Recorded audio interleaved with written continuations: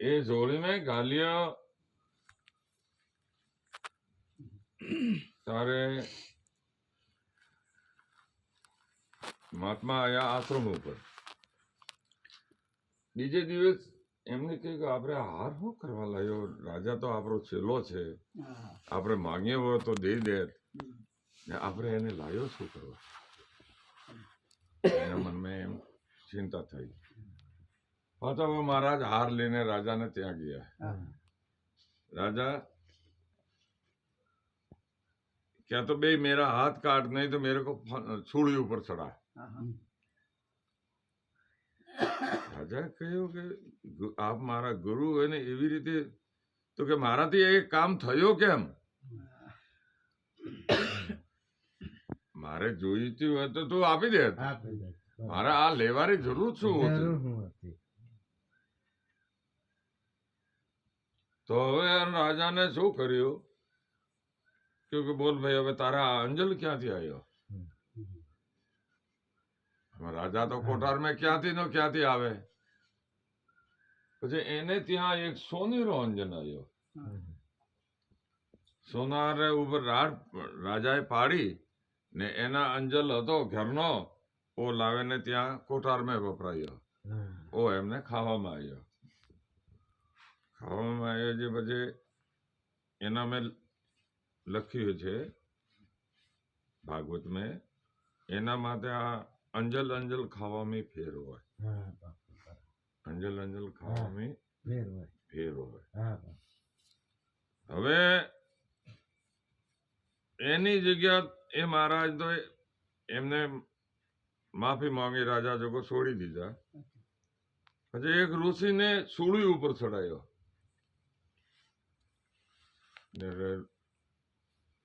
તો એને સૂળી ઉપર ચડાવવાનું કારણ શું? કે આપણે નાના તકાને સિસોટી વાજે ને, સિસોટી નહીં વાજતી, એને પકડીને પેલી હુળ હતી જો ઢોર સારવા જતા એને ઘાલી દીધી.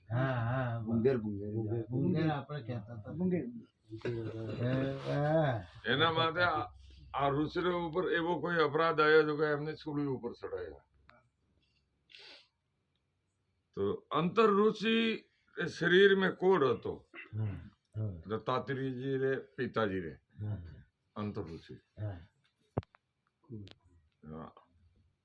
અંતર ઋષિ રે કોડ હતો, પણ એની જો પ્રવૃત્તિ હતી જો વેશ્યા વર્ગી में લાગી ગઈ. તો એને આ ઋષિઓને લઈને જાય કે તમારી શું ઈચ્છા છે ચાલો, આ લઈને જાના, બારે ઉભી રહીને ખાલી મળે કરીને પાછા આવે.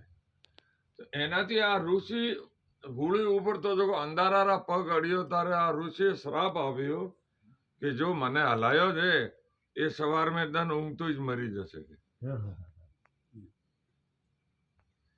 તો અંશોયા માતા ભગવાનને પ્રાર્થના કરી કે સૂર્ય ઉગજે મધ્ય. હવે બા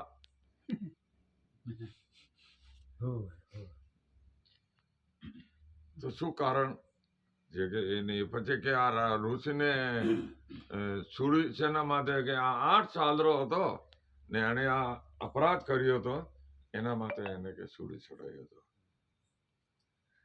તો ધર્મરાજાથી કહ્યું કે હવે 12 સાલ તક જો અજાણ में અપરાધ થઈ જાય એનો પ્રાયશ્ચિત નહીં લાગે.